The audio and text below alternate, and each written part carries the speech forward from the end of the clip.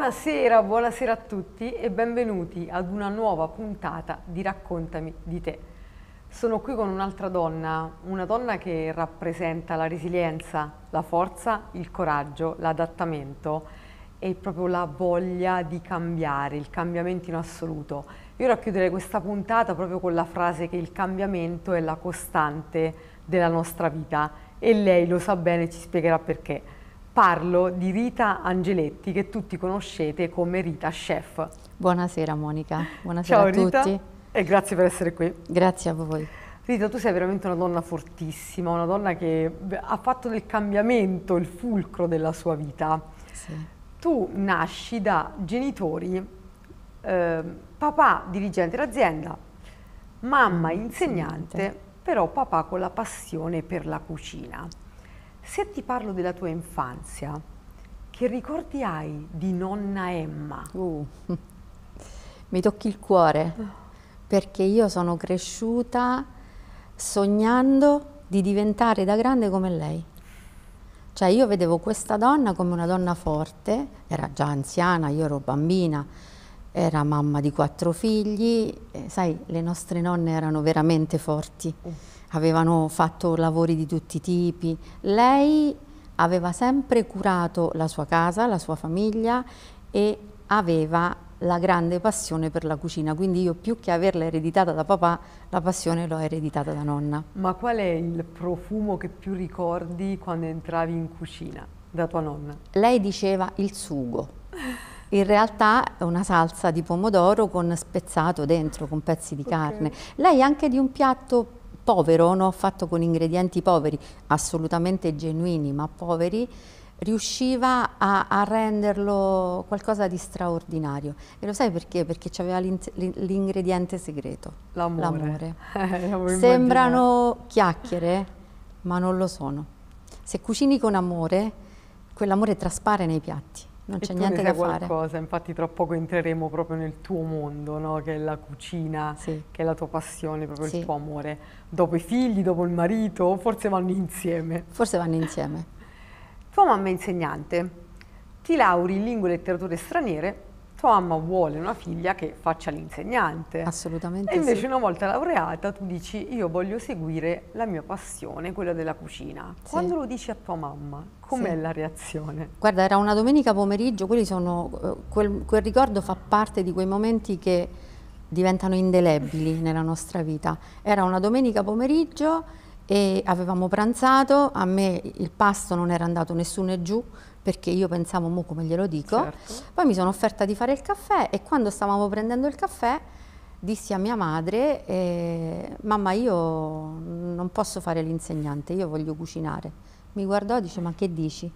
Io voglio aprire un ristorante, voglio comprare un ristorante. Non rispose, cioè io vidi solo che cambiò completamente espressione, vidi proprio un'espressione di dolore, certo, di dispiacere. Perché voleva altro. E se in quel momento da una parte ero dispiaciuta per avere dato un dolore a mia madre, dall'altra parte mi ero liberata di un peso, no? E sapevo di stare iniziando a percorrere la strada la che tua io volevo, strada. la mia strada. Tuo padre invece ti ha aiutata in questo, sì. Quindi tu apri questo ristorante in un paese di 47 anime. Abitanti. Ma com'è stato aprire questo ristorante? Ricordi più l'eccitazione, la paura? Com'è stato? No, non ho mai avuto paura, non ho mai avuto paura. Ricordo invece proprio l'ebbrezza, cioè avevo proprio l'adrenalina in corpo quando sono andata a vedere quel locale e ti premetto che quando l'ho visto io era più che una bettola. Penso. Ok? Però io sognavo già quello che sarebbe diventato quel locale, solo che ero squattrinata avendo finito gli studi e insomma come tutti i giovani ho dovuto chiedere aiuto a mio padre, per cui lui mi disse ma con mamma come facciamo? Io gli dissi dammi 3 anni di tempo, io ti restituisco fino all'ultimo centesimo. Sei riuscita a farlo? Prima dei 3 anni. Addirittura? Sì. Quindi il locale andava bene? Sì. E il papà mi aiutava però, lui mi ha affiancato proprio. Ma ricordi il primo piatto che in quel locale hai cucinato, oppure il piatto più richiesto? Sicuramente il piatto più, tra i primi piatti, il piatto più richiesto erano i tagliolini al tartufo. E noi i tagliolini li facevamo a mano. perché 2 volte a settimana con 2 mastre pastaie, che io ricordo ancora con enorme amore, non affetto, e mi hanno insegnato loro a fare la pasta a me, facevamo oltre 100 uova di pasta ogni giorno, 2 volte a settimana, e quella pasta durava appena per il sabato sera e la domenica. Si faceva pasta, maltagliati, ravioli, Tutto a mano. tutto a mano, i pani con il lievito madre, un lievito madre che mi aveva portato una di queste signore e che aveva 30 anni di vita, Penso, per wow. cui cioè, c'era... Questa è stata, diciamo, la prima rivoluzione, no? Dire a tua mamma, io mi sono laureata in quello che tu volevi, ma voglio fare altro. Sì. Poi arriva una svolta nella tua vita quando tu, il giorno del tuo onomastico, decidi in qualche modo di andare, di incontrare uno chef stellato, conosciutissimo, e i consigli di questo chef e soprattutto la parola gratitudine cambiano in te qualcosa. Cosa è successo? Cosa ricordi di quel dialogo? Ricordo tutto in realtà, perché io dunque quando andai a cena da quello chef erano già passati circa 1 anno e mezzo, quasi 2, dall'inizio della mia attività, e in realtà tutto andava bene, perché tutto andava a gonfie vele, ma c'era qualcosa in me che non... Mancava. Che mancava, sì, esatto. È come se era una sorta di scontentezza, però di scontentezza non si può parlare, una mancanza, diciamo così.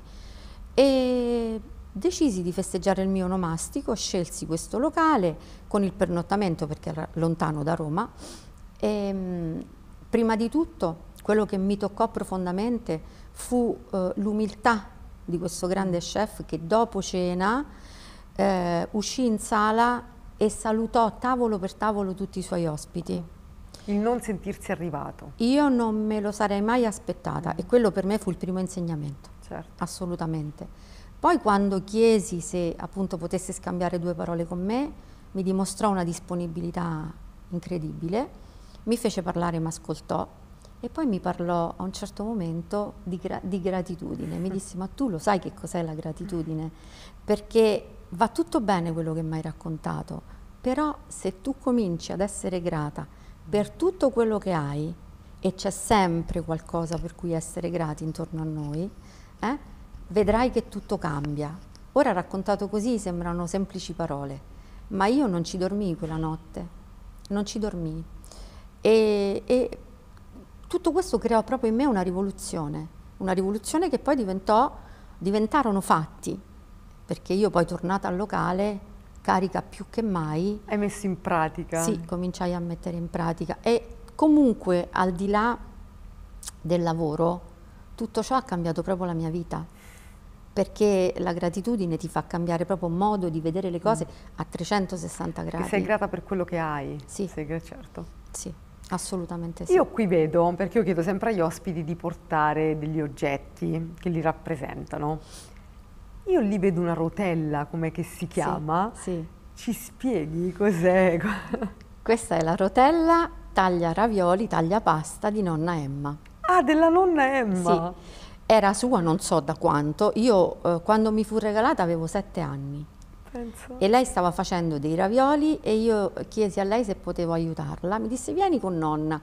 Vide che praticamente lei aveva 2 rotelle, ma me ne aveva data un'altra e questa la usava lei e io gliela toglievo dalle mani e mi disse: se ne fai buon uso te la regalo.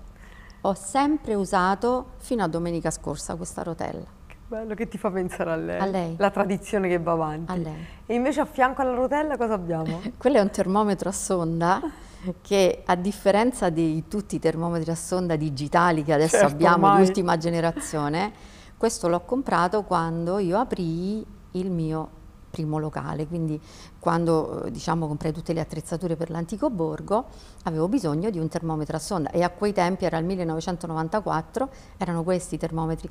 Ancora funziona, mi permette ancora di cuocere alla perfezione. Prima me l'hai fatto vedere che funziona. Pandori e panettoni, quindi continuo ad usarlo, anche se è antico, ma per me vuol dire tantissimo. Poi qui, se Massimiliano riesce a inquadrarlo, abbiamo la divisa. La mia prima divisa. È la tua prima? È la mia prima divisa. Wow. Ti posso dire che quando indossai il 15 ottobre del 1994 questa divisa, provai la stessa emozione che si prova quando una donna si vede per la prima volta col vestito da sposa. Hai fatto un paragone veramente... E ti posso dire che io diventai bella con questa divisa addosso, ai miei occhi io non mi piaccio, ma con quella divisa non lo so. Era il tuo posto. Sì, sì, era così confortevole, così... e la tengo lì. Sì. Tornando al ristorante che tu poi hai avuto per 12 anni. Il primo ristorante, sì. Il primo, sì. quello in 47 abitanti, no? A Ornaro, sì, in Sabina. Tu il martedì sera staccavi perché il mercoledì avevi riposo e te venivi in Abruzzo, sì. Venivi a riposarti, diciamo così, a staccare un po' la spina in Abruzzo, anche perché il lavoro era anche abbastanza pesante, nonostante l'amore e la passione. Una volta vieni, proprio un martedì sera, e un tuo amico ti dice: io ho da fare, gentilmente arriva un mio amico dalla Francia, per favore tu parli francese, pensaci tu. Accoglilo. Tu eri un po' restia, nel senso che volevi dire di no, ma non lo hai detto. Questo è un altro evento che ti ha cambiato la vita ed è una cosa bellissima. Io mi sono emozionata quando l'ho sentito che lo raccontavi. Perché ti ha cambiato la vita? Perché quell'amico che veniva dalla Francia è mio marito. Ma l'abbiamo capito in poche ore. Quindi l'avete capito quando subito? si parla di colpo di fulmine, io posso dire, ecco, vedi, questa è un'altra cosa per cui essere grata, io posso dire di averlo vissuto. Da quanti anni state insieme? Era il 2004. Sì. Quindi l'Abruzzo ti ha fatto conoscere anche l'amore. 2003, nel 2004 ci siamo sposati. Sì. Devo dire che fu un incontro fatale perché io, praticamente un perfetto sconosciuto, certo. in difficoltà, era la prima volta che veniva in Italia e lui stava facendo un master in Francia perché aveva ultimato gli studi, l'università, si era laureato in chimica e fisica e quindi si era preso una settimana di vacanza per venire a trovare questo suo amico a Pescara e questo suo amico me l'ha appioppato, ma insomma è stato un bel appioppo, come si dice a Roma. E quindi niente, abbiamo passato tutta la notte in macchina sulla spiaggia, ti posso dire anche dove, a Silvi Marina, fino all'alba proprio, a parlare, a raccontarci come se ci conoscessimo da una vita. Che bello. E poi abbiamo capito che tra noi era scattato qualcosa, per cui nell'arco di 3 mesi neanche abbiamo deciso di andare a vivere insieme e poi ci siamo sposati. E con quale piatto lo hai conquistato anche? Beh, il primo piatto che gli ho preparato è stato il risotto al limone e semi di papavero. Okay. Ha gradito, immagino. Ha gradito molto, assolutamente sì. Poi però gli ho insegnato a mangiare le zuppe, perché lui non sapeva mangiare le zuppe. Non le mangiava. Quindi la prima zuppa che gli fece assaggiare, lui quando l'assaggiò fece un po' strano, era la zuppa di farro e orzo perlato, e invece adesso è uno dei suoi piatti preferiti. Poi nasce il primo figlio, sì. Nasce il secondo figlio. Sì. Diciamo che era sempre più difficile gestire tutto. Assolutamente sì. Decidi comunque di chiudere dopo 12 anni. Lo vendo. Lo vendi, quindi Vendo vendi l'attività con tanto dolore perché comunque quell'attività ti ha dato tanto, è stata la tua prima attività. Tanto. E la chiudi, la vendi e in quel momento cosa decidi, cosa pensi di fare? Su 2 piedi non ero in grado di prendere decisioni. Sicuramente avevo da fare a casa con i miei figli, mio marito nel frattempo aveva il suo lavoro per cui andava, veniva, spesso ero anche sola, però io l'idea di essere lontano dai fornelli non la mandavo giù, per cui decisi di fare diciamo, io li chiamo corsi, proprio così, però di frequentare dei corsi per avere dei master in Italia e all'estero. Mi potevo permettere di lasciare per esempio i miei figli 3 giorni, 4 giorni a mia madre e quindi ho approfittato e per esempio proprio in quel periodo mi sono specializzata nella panificazione, mi sono specializzata nella preparazione della pasta sfoglia e così come l'ho imparata io in Francia l'ho insegnata, l'ho condivisa, e non insegno niente, l'ho condivisa con tutte le persone che mi seguono. Certo.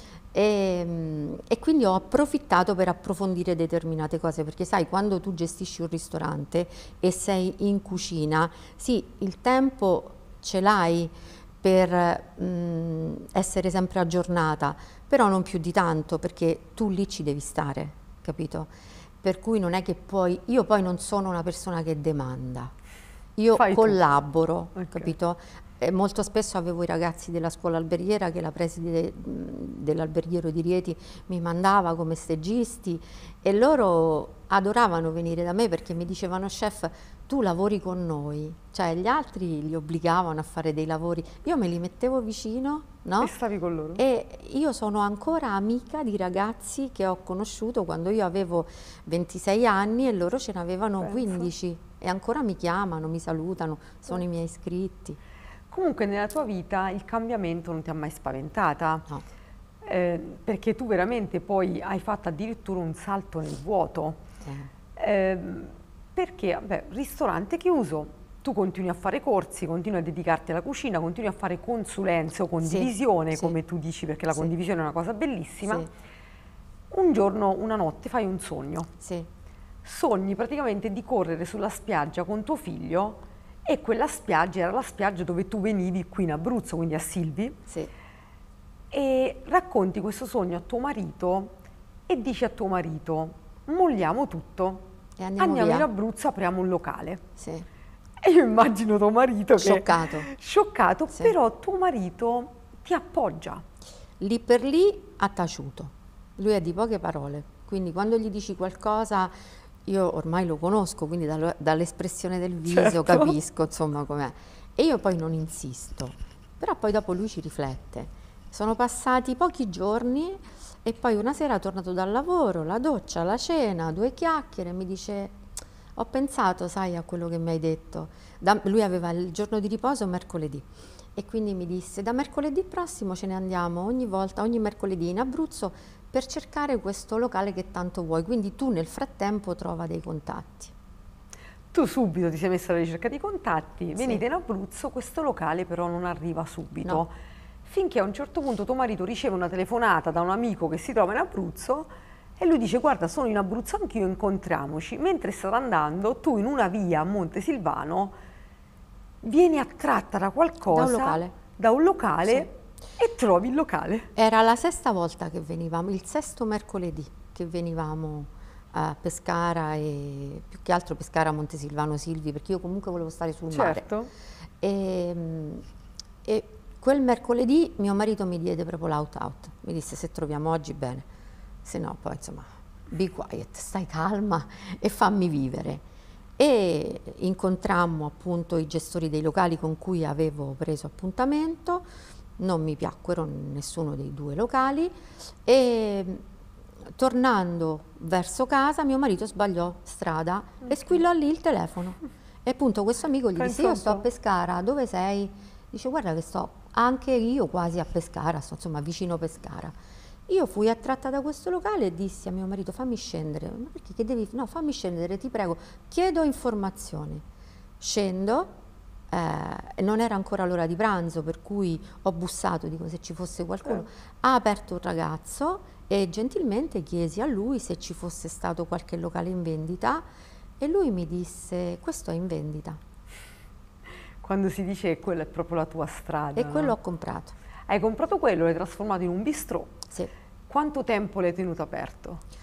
poco più di 3 anni. Perché anche lì tu hai continuato a lavorare con passione, con amore, avevi tanti clienti, il Tanti. locale andava benissimo, Molto, sì. le persone comunque amano e amavano la tua cucina, però poi ti sei resa conto che gestire figli e la famiglia era tanto complicato, tanto che un giorno ti chiama la maestra di tuo figlio a scuola Sì, e ti dice: signora, da quanto tempo non dai più il bacio della buonanotte a tuo figlio? esatto. Quella cosa ti fa Mi ha riflettere creato la rivoluzione. e un'altra rivoluzione nella tua vita e lì cosa fai? Lì ne ho parlato con mio marito subito, stavolta non ho aspettato, ho detto: guarda che la maestra Claudia, mi ricordo ancora il nome, mi ha detto così, così, così, il bambino ha bisogno d'affetto, noi molto spesso li scarichiamo entrambi, Certo. qui parlavamo del piccolo però, alla babysitter, ma lui ha bisogno di noi. E lui risoluto fa: che problema c'è? Mettiamo in vendita il locale, noi avevamo già aperto il nostro canale però, quindi c'era già un po' di ritorno. Perché il canale tu l'hai aperto il 22 novembre 2016. Del 2016. Ho fatto qualche piccola videoricetta iniziale, poi presa dagli andamenti della vita turbolenta ho mollato e ho ripreso girando anche 4 videoricette a settimana a ottobre del 2017. Questa cosa che è successa con la maestra di mio figlio era accaduta a marzo 2018. Quindi il canale aveva già un anno di attività alle spalle, c'era già un buon ascolto, le persone avevano iniziato a fidarsi di me, mi volevano bene, ma proprio io posso dire mi vogliono bene perché me lo dimostrano, me lo scrivono, lo sento il loro affetto. Ma l'idea del canale YouTube, Rita Chef, a chi è venuta? A mio marito. A tuo marito. E lo sai quando? Una sera stavamo parlando, facevamo il briefing dopo lavoro, no? E lui mi dice: sai che ho notato, quando mi dicono per esempio voglio assaggiare la tacchinella in salsa di prosecco, sì, com'è fatta? E io glielo spiego. Poi, anche se parla molto bene l'italiano, ma lo capisci, no? Che non è italiano, dice quasi quasi, ci sono delle persone che si affidano totalmente a me, altre persone che magari mi guardano come per dire ma questo che ne sa? Dice allora che ne dici di girare delle videoricette riguardo i piatti che noi abbiamo nel menù? In cui c'era uno schermo grande per cui lui dice è una cosa nuova, è un'innovazione, le persone mangiano e vedono te che lavori, certo, no, per diversi, insomma voglio dire, avevamo diversi piatti, poi si cambiava stagionalmente, quindi io non pensavo a YouTube, è una cosa nata per il locale, per far vedere, veramente lì per lì mi risentii anche un pochino perché gli dissi gli chef lavorano a porte chiuse, hanno i loro segreti, noi lavoriamo a porte aperte, adesso ci mettiamo a far vedere come, certo, no, come prepariamo, cioè alla fine. E lui disse ma è bellissimo, guarda il lato bello di questo.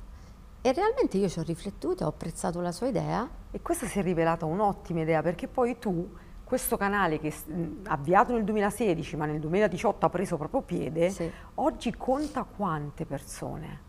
Oggi siamo quasi 500.000 iscritti, siamo proprio alle porte di 500.000 iscritti, ma con tutti gli altri social contiamo circa 1 milione come community. E la tua ricetta, diciamo quella che quando tuo marito ti ha detto è arrivata a 10.000 visualizzazioni, è la ricetta dei cantucci. Sì. Sì, noi avevamo l'abitudine, io preparavo sempre i cantucci alle mandorle, sì, e avevamo proprio l'abitudine di servirli gratuitamente, li offrivamo insieme al caffè. Per cui mi sembrava giusto girare anche questa ricetta. E che succedeva? Che più che per le altre ricette, al momento in cui noi mandavamo diciamo in video la ricetta dei cantucci, le signore prendevano proprio, capito? Prendevano appunti perché dice li rifacciamo, certo, a casa. Quando la postammo su YouTube, io mi ricordo i primi 2 o 3 giorni 100-150 visualizzazioni, poco così, voglio dire, no, gli amici, i clienti, finiva lì. E poi dopo circa una settimana mio marito mi dice ma ti sei accorta che è successo ai cantucci? No, vai, apri e vedi. Vedo oltre 10, era 10.500 rotte. Ho detto mamma mia. E mo che succede? Ha detto niente, adesso che succede? Adesso continui a fare quello che hai sempre fatto. E da lì un altro cambiamento, un altro sogno che si avvera. Il tuo sogno era scrivere un libro, ti chiama un editore di Livorno e ti dice io il tuo libro, scrivilo, lo pubblico. Sì. Scrivi il tuo primo libro che io vedo qui, sì, che si chiama Rita Chef, prendilo pure. Eccolo qui, Rita Chef, passione, tradizione e creatività. Perché queste 3 parole proprio racchiudono tutta me stessa. Te stessa, diciamo, sì, la passione, la tradizione, esatto, perché esatto, tu riesci ad unire la tradizione ma sei creativa allo stesso tempo. Sì, quindi. Sì. E poi vedo anche un secondo libro. Sì, perché nel 2019 esce il primo, poi è andato molto bene e quindi l'editore mi ha fatto la proposta di fare un libro solo di pasticceria. E quindi pasticcerita, anche il nome. Facci vedere anche quello. Ti faccio vedere anche questo. Questo è nato appunto nel 2021 e comunque sono libri molto belli. Ci sono tutte immagini dentro, quindi illustrati. Sì. Sono spiegati molto bene, sono illustrati alla perfezione e sono, voglio dire, se vuoi fare una ricetta è tutto talmente chiaro che non puoi sbagliare. Sbagliare, sì, esattamente. Ma cos'è secondo te che di te piace al pubblico? Forse la semplicità. Perché Quella io famosa sono umiltà dello chef che hai conosciuto. Sì, perché io sono sempre e solo così. E lo sai che cosa apprezzano? Il fatto che io, e per questo a volte vado a dormire anche alle 3 di mattina, ok? Che io rispondo a tutti. Io ci sono per tutti. E il tuo sogno o un progetto, se ce lo puoi spoilerare, qual è il tuo sogno come donna, il tuo sogno come chef? Io spero che la mia community cresca sempre di più, spero di avere tante soddisfazioni, perché il mio sogno nel cassetto è quello di aiutare i ragazzi che non hanno possibilità e disponibilità economica a studiare. Tu hai dato anche i proventi Dei dei libri. libri, giusto? Sì, ho fatto studiare qualche decina di ragazzi, gli ho comprato proprio libri, sì, li ho aiutati a comprare libri per l'università. Ho fatto un'altra cosa che mi ha cambiato la vita, è stato un viaggio in Africa con mio marito. Okay. Avevamo già il nostro primo figlio che aveva appena 2 anni e decisi comunque di fare questo viaggio in Africa. E fatto questo viaggio in Africa mi sono resa conto di essere strafortunata e quindi dissi a me stessa: la mia vita non ha senso se non posso aiutare gli altri. Bello Nella questo. mia soddisfazione e in tutto ciò che ho di bello devono far parte anche gli altri, se no non lo Rita, godo guarda, appieno. io immaginavo che con te mezz'ora sarebbe volata, perché la tua vita è tanta, è Sì. lunga, ci sono tante cose che ho cercato di ridurre al minimo, quindi sicuramente faremo un'altra puntata su di te. Benissimo. Io ti dico solo, se ricordi ai telespettatori dove ti possono trovare, per chi non ti conosce. Dunque, sul mio canale principale, il canale YouTube, Rita Chef Channel, su Instagram e su Facebook In Cucina con Rita Chef, Okay. e da poco ho aperto dei canali, sia un canale broadcast molto carino su Instagram e un canale WhatsApp, dove praticamente oltre a postare le mie ricette mando un sacco di messaggi vocali, spiego delle cose, dei Ok. piccoli trucchi di cucina, quindi, però diciamo che il canale principale è Rita Chef YouTube. Channel, poi da lì si arriva. Si dirama in Sì. in tante parti. Assolutamente. L'ultima domanda e chiudiamo. Con che piatto oggi descriveresti la tua vita? Con quale piatto? Sì. Sicuramente una pasta ripiena, perché apparentemente tu vedi soltanto uno strato di pasta, no? E dentro non sai che cosa c'è. Poi però quando l'assaggi riesci ad assaporare tutti gli ingredienti e riesci a distinguere tutti i sapori. Ecco, la mia vita apparentemente sembra una vita normale e comune, però poi dopo chi mi conosce sa. Sì, Piena di sorprese positive e negative, piena Sì. di tante cose. cambiamento, sempre il cambiamento costante. E, sì, io spero di poter fare la mia life coach. L'ho avuta per un periodo di tempo quando ho fatto questo passo nel vuoto per venire in Abruzzo, e io adoro l'Abruzzo, tra le altre cose. L'Italia è tutta magnifica, però qui si vive benissimo. Lei mi disse: lavora e ama per poter fare della tua vita un capolavoro. Ecco, questo per me è, diciamo, un obiettivo. Io vorrei tanto, non so se ci riuscirò mai. Io sono certa che ci riuscirai, dico sempre che i sogni qui si avverano. Io ti ringrazio ancora, Rita, per essere stata qui. Grazie a te. Mi grazie a voi raccomando, tutti. seguite le ricette di Rita Chef sui suoi canali, principalmente sul canale YouTube. Grazie a tutti per averci seguito e racchiudi con una parola per te la cucina. Per me la cucina, con una parola, è amore. Ok. Allora, buon amore a tutti. Grazie, Rita. Assolutamente sì. Grazie a te, Monica.